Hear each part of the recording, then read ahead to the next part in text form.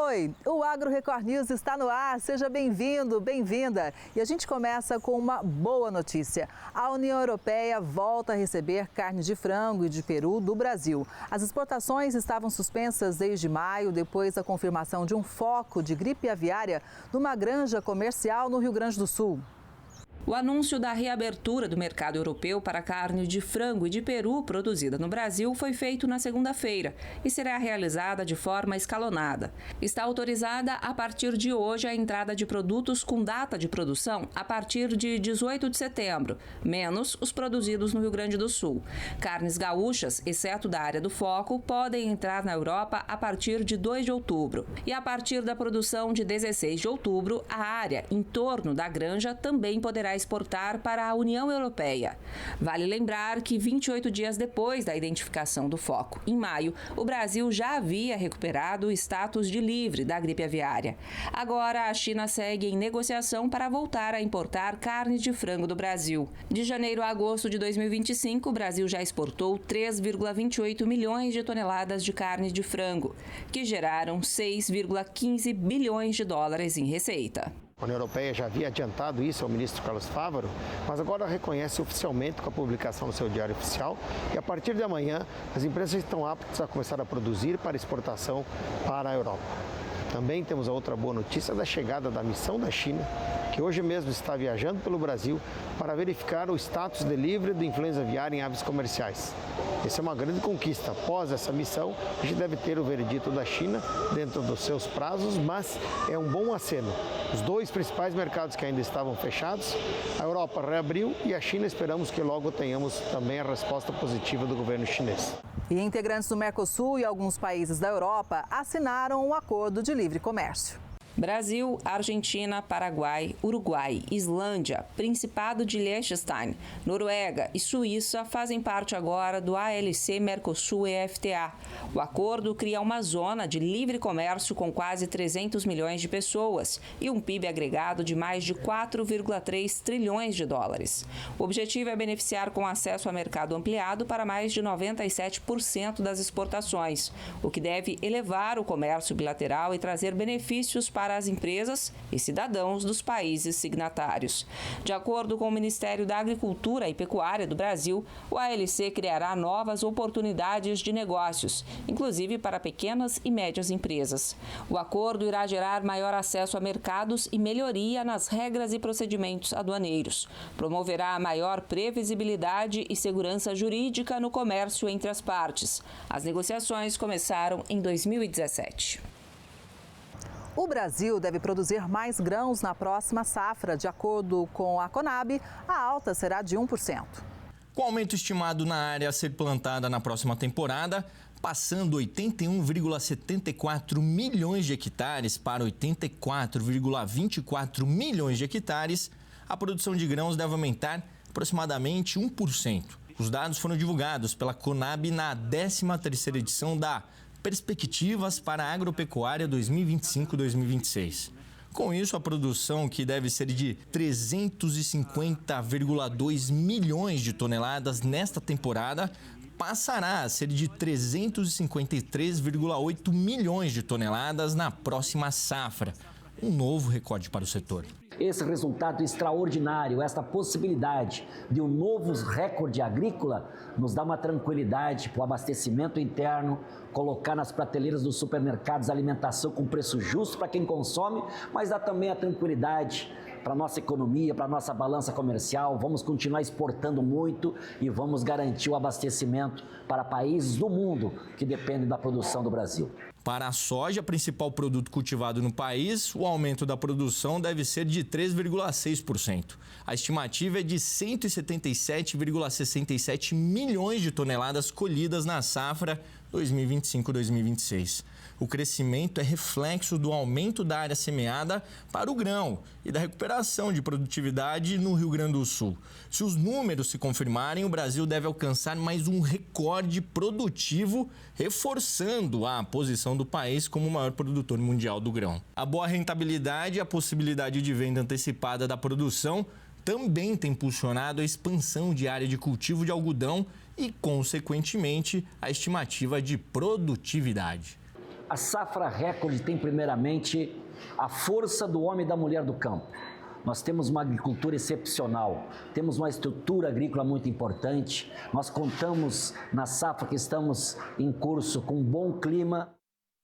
Agora a gente fala da moagem de cana-de-açúcar, que atingiu 50 milhões de toneladas na segunda quinzena de agosto na região Centro-Sul.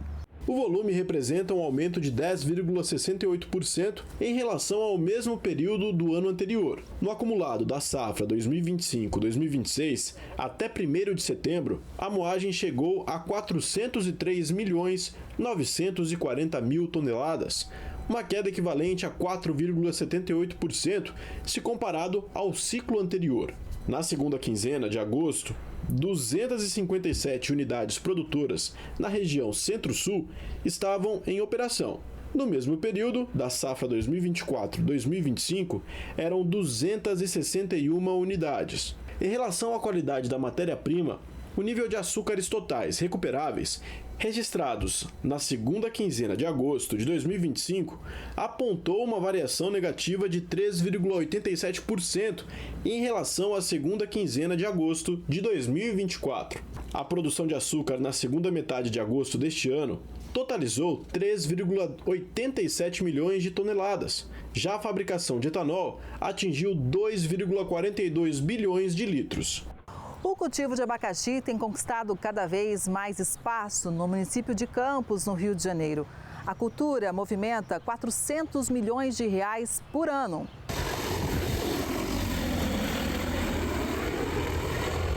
O drone sobrevoando a plantação demonstra que a tecnologia na agricultura é uma realidade na região. Um exemplo é o abacaxi, cultivo cada vez mais comum no norte fluminense. É considerado um dos principais expoentes do ambiente rural do município de Campos. O cultivo de abacaxi ganha espaço estratégico, fortalecendo a economia local e a cadeia produtiva regional. Este produtor já está conectado às novas tendências. Hoje em dia tem a dificuldade de você conseguir mão de obra para exatamente estar fazendo um serviço, para acompanhar um trator com implemento agrícola, pessoa, né, se você conseguir a máquina costal, essa quantidade de pessoa para fazer o serviço. A produção se concentra na Baixada Campista. O objetivo atual é o reconhecimento do abacaxi do norte fluminense por meio de uma indicação geográfica, o que pode fortalecer a cadeia produtiva e valorizar o produto. Para se ter uma noção, nos últimos 5 anos, a área plantada de abacaxi aumentou 600%. A utilização de novas técnicas de plantio e irrigação trazem resultados cada vez melhores. Ter o uso da tecnologia a favor do serviço, o resultado é satisfatório. Um serviço que você levaria aí um dia, você em meio dia de serviço consegue fazer com uma equipe reduzida, apesar de que o drone é um investimento alto, né? Que você tem um drone, você tem um equipamento para transportar, então você consegue estar fazendo o serviço em tempo hábil e ter resultado.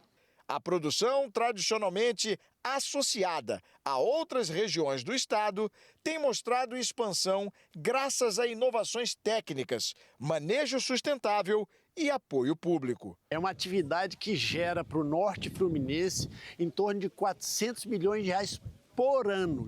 Hoje já os grupos, a Associação de Produtores de Abacaxi do Norte Fluminense tem trabalhado com a identidade geográfica e realmente nós temos um dos abacaxis considerados os melhores do país e é um grande gerador de emprego e renda e que vai avançar muito na qualidade e por isso que a automação é fundamental nesse avanço, vai ajudar muitos produtores. Gerando emprego e renda para centenas de famílias, os agricultores vêm se especializando cada vez mais nessa área de plantio de abacaxi, usando tecnologias no campo, além de produtos que controlam as pragas. Quando a gente usa essas tecnologias a favor da cultura, a gente consegue produzir mais e aí a gente alcança a produtividade esperada. E quanto mais a gente produz, a gente agrega mais valor. Com foco na qualidade de casca, sabor e teor de açúcar, atendendo aos padrões de mercado, o secretário reforça que divulgar técnicas relacionadas à produção de abacaxi no município como a automatização de lavouras com uso de drones e tecnologia de última geração, aumentarão ainda mais a produção e reduzirão custos. A automação é fundamental, a mão de obra tem diminuído muito, né? A eficiência no uso, a redução do custo, a eficiência na aplicação de agroquímicos é fundamental para baixar custo, para reduzir o nível de dano provocado por uma aplicação mal resolvida. O uso de drone é uma técnica que tem que usar, então todo esse movimento é muito bem-vindo. Vamos falar do Congresso Nacional da Carne, que aconteceu em Belo Horizonte, Minas Gerais. Entre os presentes estavam o governador do estado e também a senadora Tereza Cristina. O futuro da carne bovina brasileira, as tendências de consumo, a qualidade do produto e o mercado no Brasil e no mundo foram debatidos no Conacarne deste ano. Nós buscamos produzir uma carne que lá fora coma uma carne de qualidade, mas também que o brasileiro aqui coma uma carne de qualidade. No dia que nós fizermos isso, nós vamos ter nossos preços melhores cotados do que são hoje. No dia que nós fizermos isso, nós vamos ter uma pecuária mais uniforme no Brasil. O Congresso Nacional da Carne, realizado em Belo Horizonte, já é considerado o maior evento da pecuária de corte do Brasil e se soma ao trabalho do Senar. E o intuito é justamente você inserir no sistema produtivo desse produtor rural a gestão da propriedade. Então, no início tem uma dificuldade, porque é algo que muitos não têm costume de fazer. Então, a gente começa a trabalhar na parte tecnológica, aquilo que ele tem mais interesse, e aos poucos vai inserindo o componente gerencial. Então, anotações, fluxo de caixa, custo de produção, indicadores econômicos que correlacionam com o técnico. Então, isso é nítido. A partir do momento que ele entende dessa importância, quando ele vê o dinheiro realmente sobrando, que é o que interessa, né, ele ter renda, aí sim ele compra a ideia que ele sem gestão ele não consegue mais trocar. São 2 dias de painéis e debates que reúnem técnicos, especialistas, pecuaristas e formadores de opinião para discutir o mercado de carne bovina no país. O governador de Minas Gerais, Romeu Zema, e a senadora Tereza Cristina, da Frente Parlamentar da Agropecuária, participaram da abertura do evento. O objetivo é divulgar novas práticas produtivas e reforçar a imagem da carne brasileira como sustentável e competitiva. Vamos ocupar mercados de países que estão, Estados Unidos com 70, 71 respeitosamente, de idade média dos produtores rurais e a União Europeia mais. E aqui menos de 50. Então nós temos um potencial gigantesco de crescer para fazer bem para todas as pessoas, mesmo aquela que não tem a terra nem debaixo da unha. De Minas Gerais, a gente segue agora para o interior de São Paulo para falar do Dia do Campo, Mulheres do Agro. O evento, claro, reforçou a importância feminina no agronegócio, inclusive na cafeicultura. No agro, agora é que são elas, e cada vez mais. Rostos com histórias de sucesso e exemplos para quem está chegando.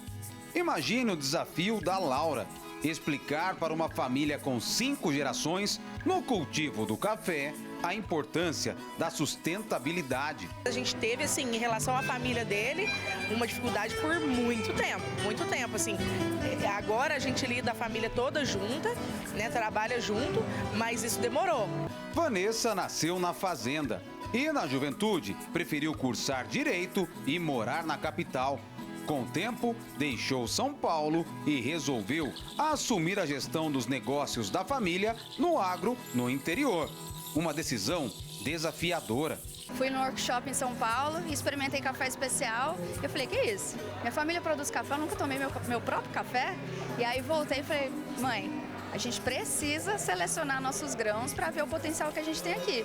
E aí fizemos isso em 2018, vimos que tinha potencial para cafés especiais. E aí a gente começou a mudar o manejo para ter um pós-colheita mais apurado e mais voltado para cafés de qualidade. Para Lorena, a mulher não tem que ocupar o lugar dos homens do campo, mas estar junto com eles. A gente veio para poder agregar, para poder suprir algumas necessidades que antes não tinha como por questão falta de tempo do homem no campo, né?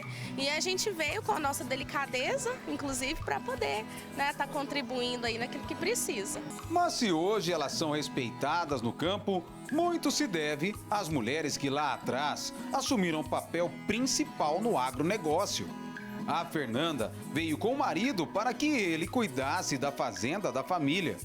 Com a morte precoce dele, no início da década de 1990, ela assumiu a frente dos negócios. Hoje eu adoro café, sou apaixonada, não me vejo fazendo outra coisa, é uma coisa que me dá muito prazer e a minha família toda está envolvida também na produção de café, né? Todos participam do dia a dia da fazenda. Vencer o preconceito ainda é um desafio nos dias de hoje.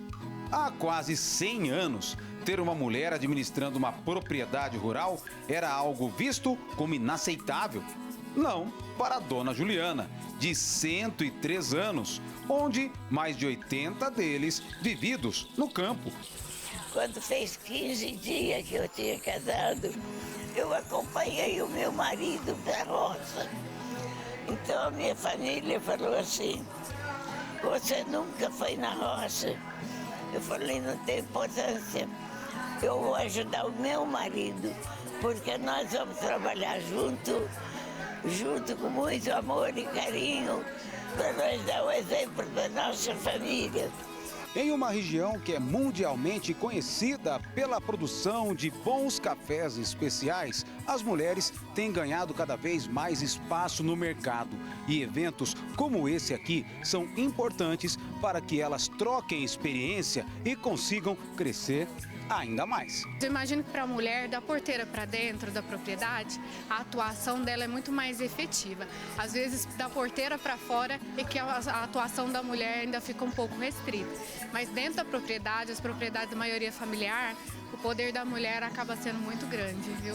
Para quem está buscando se fortalecer nessa área, toda ajuda é muito bem-vinda.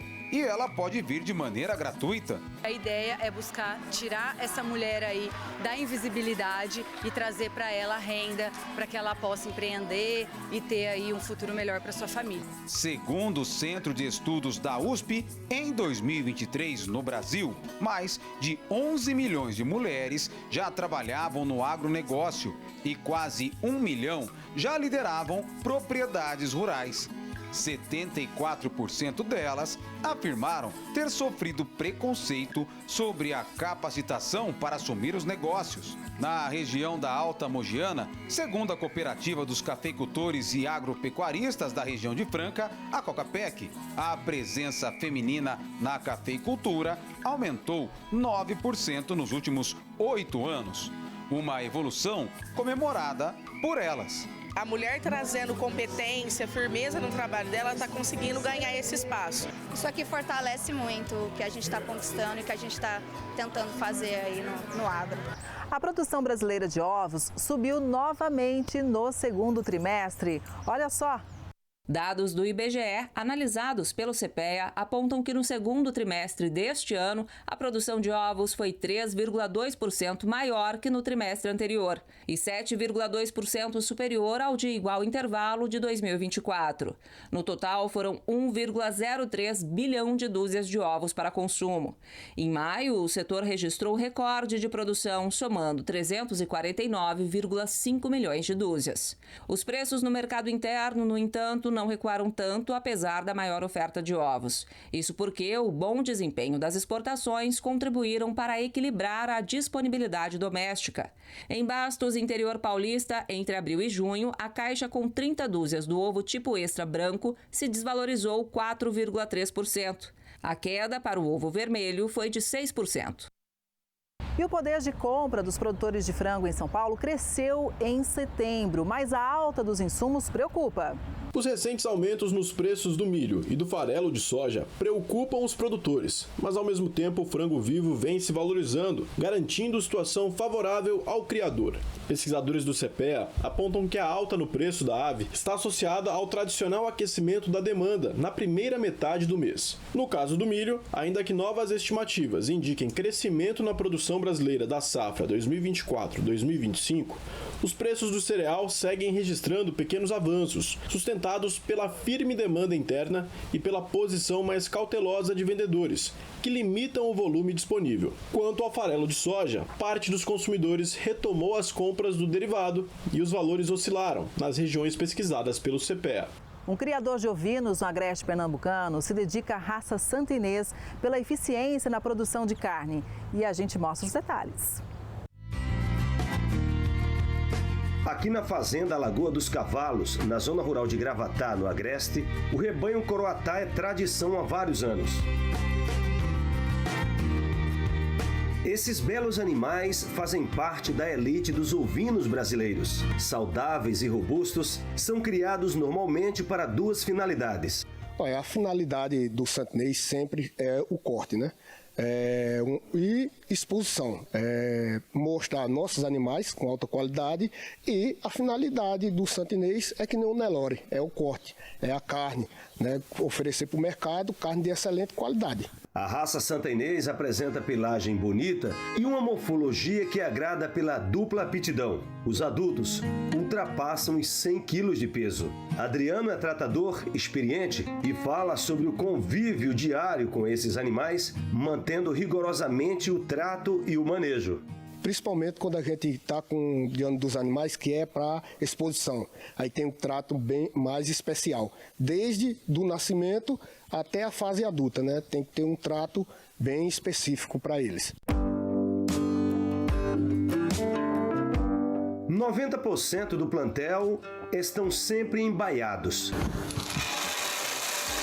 A alimentação é regrada, tendo em vista que a finalidade é a seleção e reprodução para feiras expositivas. E por falar em alimentação, ela é um dos pilares importantes para a manutenção dos bichos. A partir do momento que a gente consegue ter uma nutrição equilibrada junto com a genética e o manejo, a gente consegue ter resultado animais superiores, que é o que a gente está vendo aqui hoje no rebanho do Aquino.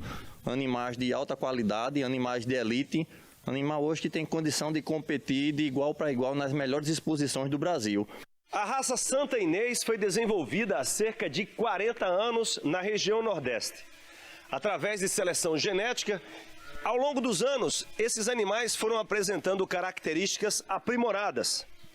Hoje, figuram entre os melhores rebanhos de ovinos do Brasil. A estrutura montada aqui é um modelo copiado do exterior. Tem espaço, tem água corrente e alimentação na medida. São 50 animais que compõem o rebanho. As baias são divididas de forma que machos, fêmeas, lactantes juntas aos filhotes e as borregas permaneçam em equilíbrio. Eles são os animais mais dóceis e melhor de tratar, né? Melhor da gente cuidar. Eu gosto muito de trabalhar com a raça de ovino Santa Inês. É um animal que dá menos trabalho para a gente no dia a dia. O bem-estar é indispensável para o resultado final e, por isso, eles são soltos todos os dias no período da manhã para tomar o sol e fazer, digamos, aquela caminhada pelos campos. A raça Santa Inês é uma das mais difundidas e populares para a produção de carne devido à sua alta adaptabilidade ao clima tropical e excelente produtividade. Aqui no rebanho coroatá, a reprodução é através de monta natural e os borregos são vendidos 4 meses após o nascimento. Em 12 meses, já estão adultos e prontos para continuarem a linhagem que surgiu no Nordeste do Brasil e já ganhou o mundo pelas suas características peculiares. A queda do dólar no Brasil está limitando as negociações de soja no país. A moeda norte-americana registrou na semana passada o menor patamar desde junho de 2024. Com isso, os valores internos seguem pressionados. Assim, os vendedores se afastam um pouco das negociações envolvendo grandes volumes de soja. De acordo com o CPEA, agentes tentam aproveitar oportunidades de negócios, uma vez que a queda da taxa de juros nos Estados Unidos e a estabilidade na taxa de juros no Brasil podem atrair dólar para o mercado brasileiro e reduzir a taxa cambial. As atividades no campo nos Estados Unidos também deixam os agentes mais cautelosos. De acordo com a Conab, a safra brasileira 2025-26 deve ser maior que a norte-americana. Por aqui devem ser produzidos 177,6 milhões de toneladas da oleaginosa. Nos Estados Unidos, a previsão é de produção de 175 milhões de toneladas. Pecuaristas de Goiás têm adotado estratégias simples, mas eficazes para enfrentar a seca e assim garantir a água do rebanho. Durante o período de seca, um dos maiores desafios para o produtor rural é garantir que o rebanho tenha acesso constante à água de qualidade. Com o pasto mais seco e fibroso, os animais precisam de mais esforço para mastigar e digerir o alimento, e a hidratação se torna essencial para manter o peso, a saúde e a produtividade. Nós fizemos uma extensa rede de água por toda a área de pastagem da propriedade. Essa rede de água ela tem ramais que ligam os bebedouros. Nós fechamos todo o acesso às áreas de preservação permanente para que os animais não tenham acesso ao leito do córrego, o que poderia causar acidente dos animais e também prejudicar as nascentes. E além disso, a gente tem toda uma cautela com os bebedouros dos animais para evitar a proliferação de micro-organismos nocivos à saúde do animal. De acordo com especialistas, um boi adulto pode consumir de 40 a 60 litros de água por dia durante a seca. Essa quantidade aumenta ainda mais em vacas em lactação ou em dias de calor intenso. Por isso, manter bebedouros limpos, bem localizados e de fácil acesso faz toda a diferença. Nós temos as divisões de pastagem, a gente faz o manejo com muito cuidado, nós deixamos a pastagem, fazemos o descanso de pastagem, um manejo periódico. Para a médica veterinária Maria Vitória, que é do Senar, a importância desses cuidados influencia diretamente no desempenho dos animais. Na pecuária, diversos fatores devem ser levados em consideração, desde o fator nutricional, manejo sanitário e também a redução do estresse desses animais. Além disso, a água é de suma importância, então essa água deve ser ofertada de forma abundante e limpa para que eles consigam consumir a quantidade adequada. Dados do Senar Goiás mostram que animais com acesso limitado ou água suja podem perder até 90 gramas de peso por dia. Já aqueles que bebem água de qualidade conseguem manter e até ganhar peso durante o período de estiagem. Para obtermos o melhor resultado, observamos os problemas enfrentados pelos pecuaristas em cada período do ano e focamos em soluções definitivas que possam mitigar os problemas do dia a dia no campo, principalmente no período de seca, que em geral é um grande desafio devido à baixa oferta de pastagem e escassez de água.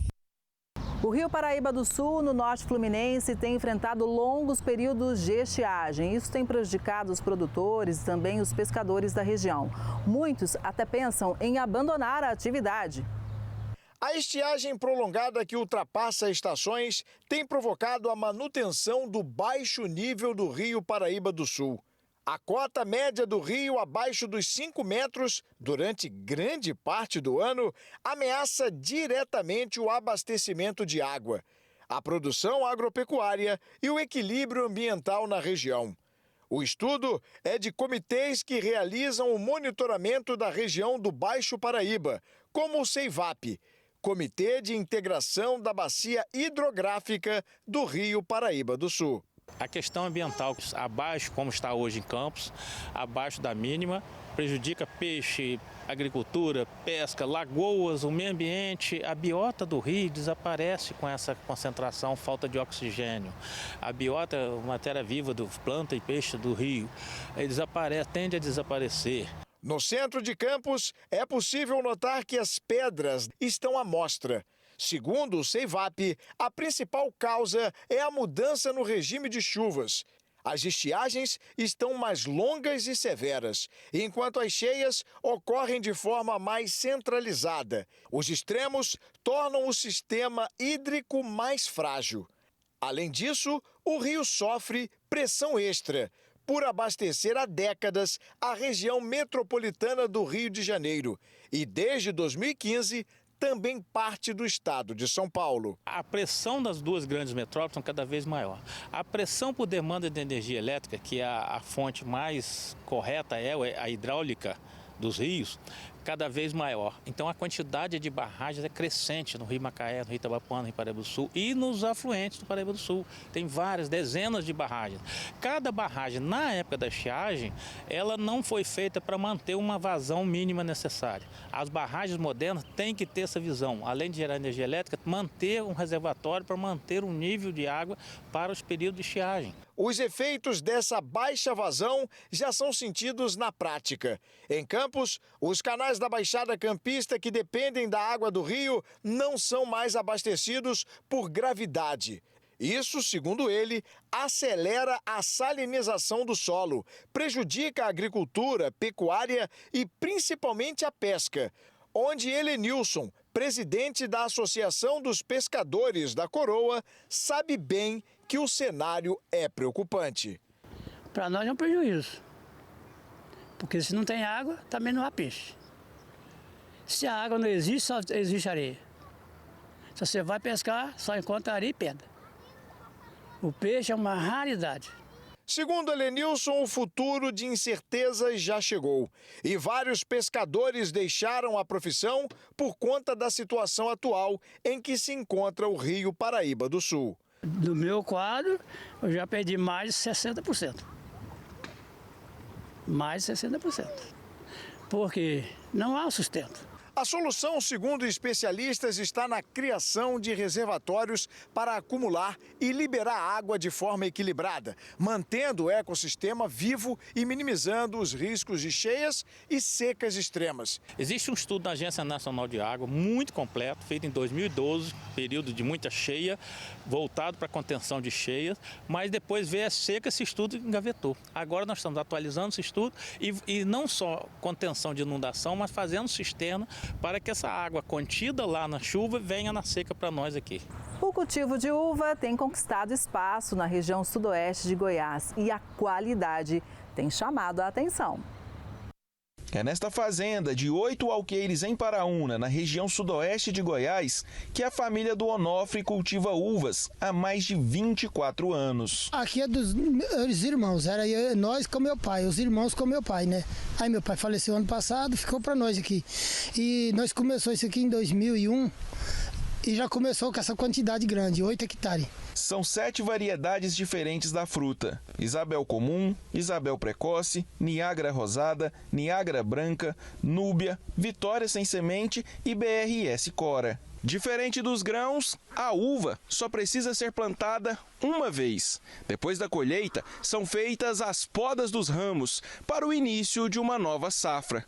Geralmente, as podas são feitas entre os meses de fevereiro e maio.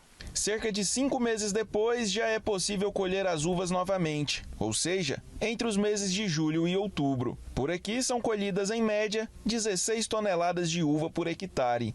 E a uva é vendida de todas as formas, em natura ou em polpa para suco. O Fábio é feirante em Rio Verde. Começou a comprar as polpas com o Onofre e não parou mais. Eu trabalho na feira com suco e laranja e suco maracujá e de uva. Ofereceram o produto e eu gostei e estou aqui até hoje comprando dele. Gostou tanto das uvas que já está pensando até em vender a fruta em natura. A uva, eu estou entrando com ela no mercado agora para ver se tem saída, mas com certeza vai ter e eu vou continuar com o suco de uva e com a uva. Apesar da região sul ser a maior produtora de uvas do país, principalmente por conta das condições climáticas mais favoráveis no período da colheita, a produção goiana da fruta vem se destacando e tem tudo para decolar nos próximos anos. As parreiras em Goiás estão produzindo frutos de alta qualidade. E hoje, o estado já conta com 4 vinícolas em produção, que fabricam vinhos finos, vinhos de mesa e suco integral. Inclusive, uma dessas vinícolas é sediada em Paraúna. Nós também fornecemos a vinícola, Serra das Galés, que é em Paraúna. Aí nós fornecemos também, vende o restante para eles. Aí aqui vocês vendem a uva de todas as formas que é possível? De todo jeito que a pessoa quiser. Se quiser in natura, nós vende. Se quiser vender, quiser comprar para revender, nós vende. É assim. Termina na terça-feira o prazo para a entrega da declaração do ITR, o Imposto Territorial Rural 2025. E a multa pode ser pesada para quem não enviar os dados. Desde o mês passado, o processo para a declaração deste ano está aberto e segue até a semana que vem. Quem tem sítio, fazenda ou qualquer propriedade rural deve fazer a declaração até o último dia útil de setembro.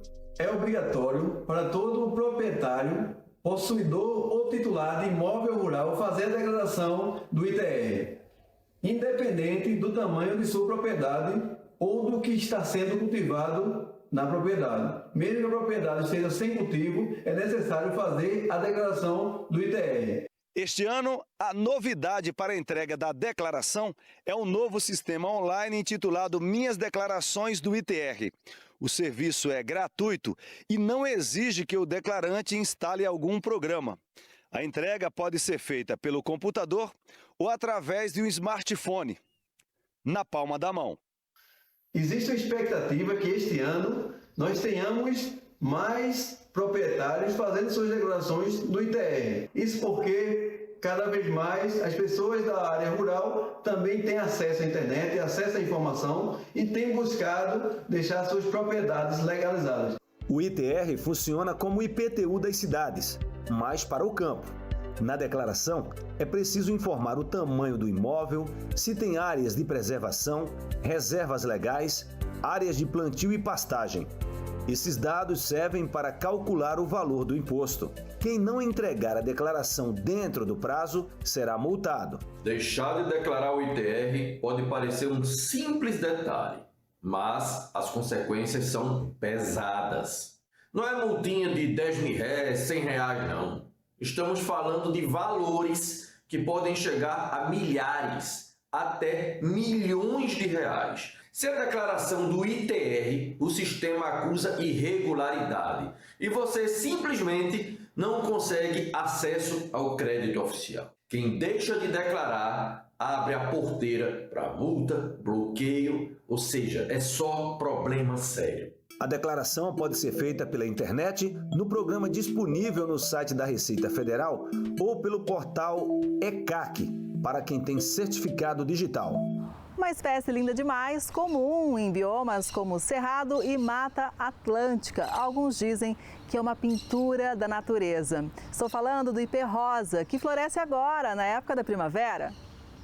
A gente nem precisa dizer muito, basta andar pelas ruas da cidade para sentir que algo está diferente. O céu continua claro, o ar segue seco e o calor persistente. Mas de um dia para o outro, o que era apenas um galho virou cor. As copas dos ipês explodiram, flores por cima, flores por baixo, flores para todo lado. Essa é uma característica das espécies, né? O ipê, a gente tem diversas espécies no país, é uma planta nativa da região da América Latina, de maneira geral, concentrado mais no Brasil, mas essa concentração da florada no inverno é justamente uma característica da espécie. Por aqui, o ipê rosa é o que mais aparece.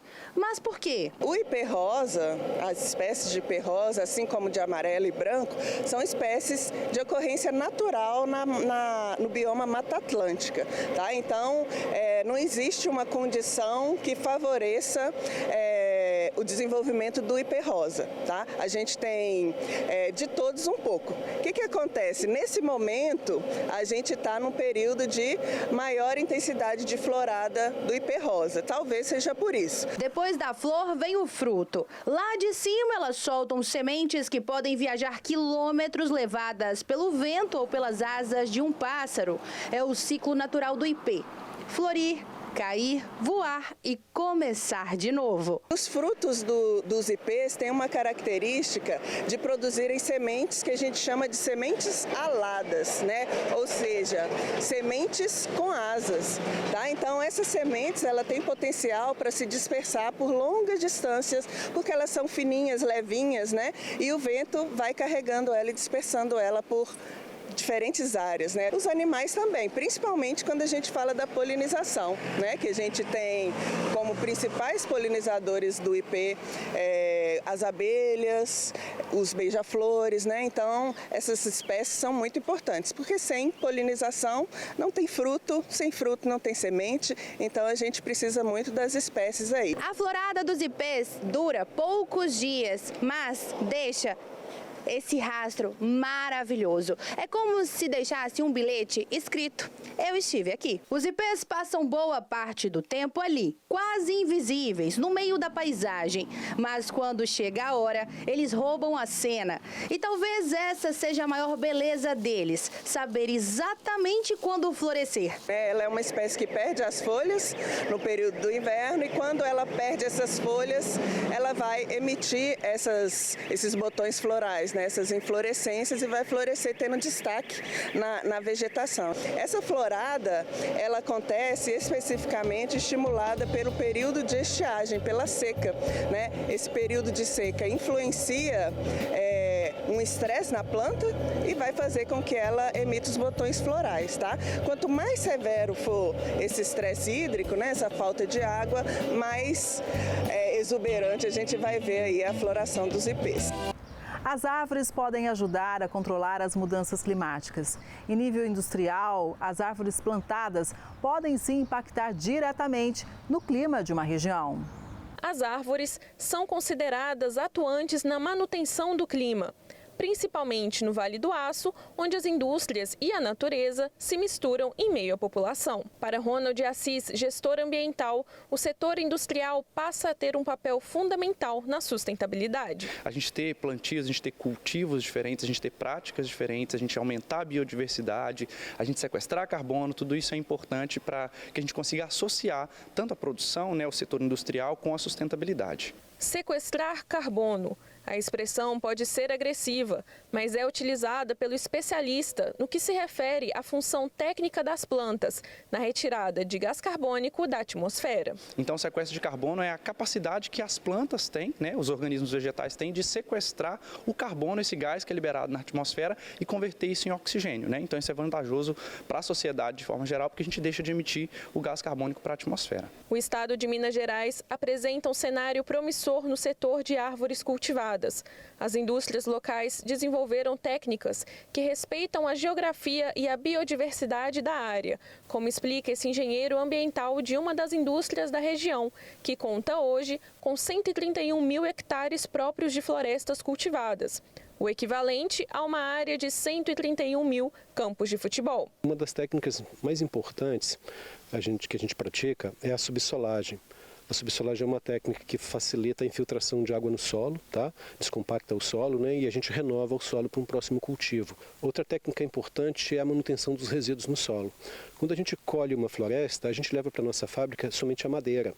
As cascas, os galhos, as folhas ficam no solo e esse material se decompõe e libera nutrientes para o próximo cultivo. O engenheiro ainda correlaciona o manejo florestal adequado com o cenário de mudanças climáticas. Floresta tem tudo a ver com o clima, não só as florestas nativas, as florestas plantadas também, E até hoje, dentro do que se sabe em termos de tecnologia, cultivar florestas é a melhor forma de retirar esse carbono da atmosfera que, de fato, está causando esse grande impacto para o planeta Terra. Dados da Associação IBA, Indústria Brasileira de Árvores, indicam que o setor de árvores cultivadas plantam mais de 1 milhão de árvores por dia. A gente está agora em uma plantação de eucaliptos que faz parte de um mosaico florestal. Esses mosaicos integram florestas plantadas e florestas nativas em uma mesma região. A conservação ambiental é indissociável da produção. Por isso a gente mantém mais de 40% de áreas preservadas nas nossas terras, para isso contribuir para a sustentabilidade, para a gente evitar usar agrotóxicos, usar químicos que podem contaminar o meio ambiente, A gente usa a sabedoria da natureza, A biodiversidade faz parte do nosso negócio, então por isso a gente mantém florestas plantadas em mosaico com as florestas nativas. O especialista contextualiza o setor de árvores cultivadas depois de um histórico extenso de agricultura sem tendência sustentável no Brasil. Sempre teve áreas muito degradadas na região, não só em Minas Gerais, mas no Brasil de forma geral, e que hoje a silvicultura é uma oportunidade de recuperar essas áreas e trazer um ambiente com uma qualidade maior, tanto para as condições climáticas quanto para as condições sociais também. Com o aumento do desmatamento da Amazônia, iniciativas que focam na preservação têm conquistado destaque em Rondônia. Direto de Rolim de Moura, você vai conhecer um consultor florestal que trabalha com a floresta plantada. Você conhece o paricá? Talvez esse nome não seja familiar. Afinal, estamos falando de uma espécie nativa da Amazônia. Essa árvore vem ganhando aos poucos espaço nas propriedades rurais e ajudando a amenizar o desmatamento. Mas por que o paricá tem se tornado a aposta para quem depende do comércio da madeira? Para responder a essa pergunta, fomos a Rolim de Moura, no interior do estado, conhecer de perto o trabalho deste consultor florestal. O Adilson tem mais de 40 anos de experiência com floresta plantada. Este é um modelo que incentiva empresas que dependem da comercialização da madeira a produzir a própria matéria-prima, reduzindo assim a extração da mata nativa. E aí que entra o paricá, uma árvore que se desenvolve rápido e tem uma madeira ideal para comercialização.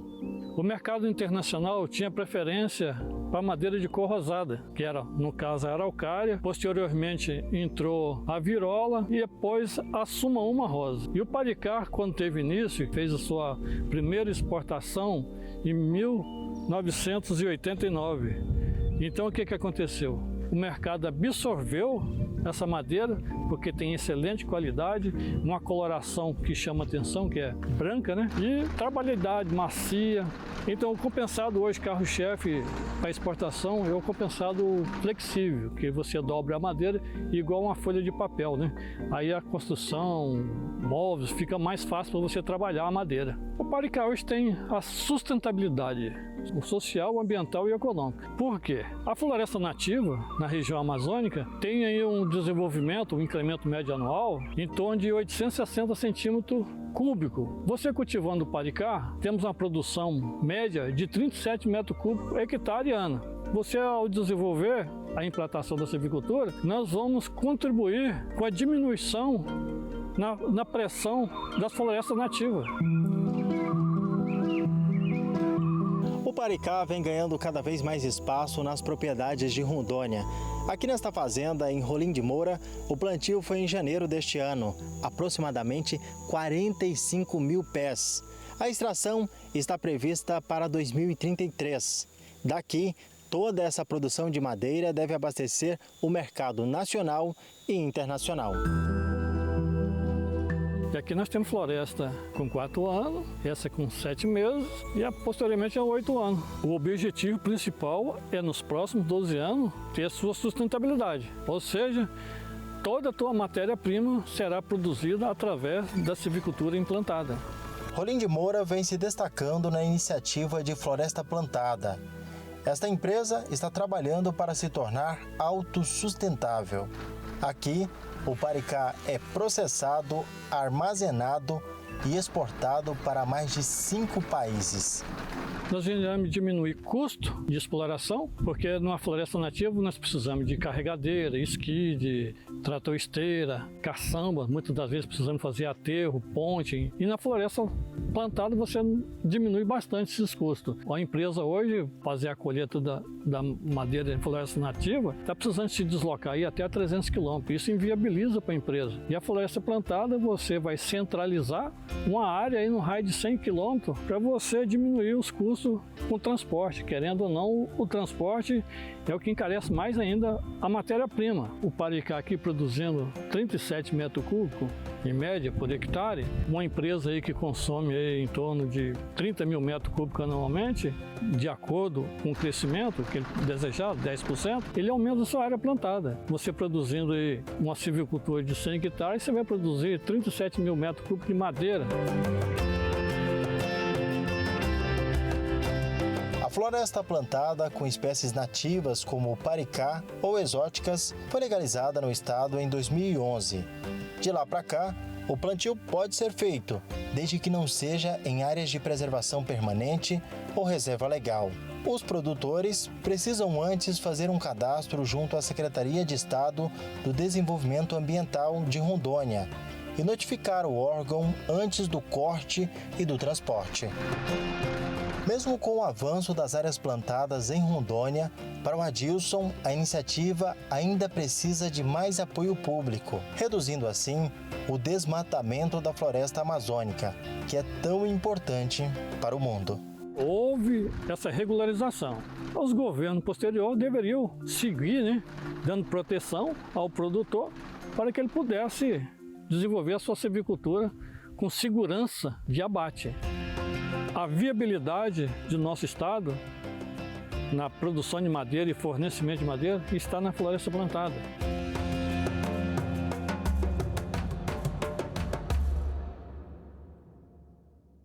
Essa edição do Agro Record News fica por aqui. Muito obrigada pela sua audiência. A gente se vê no próximo programa. Até lá!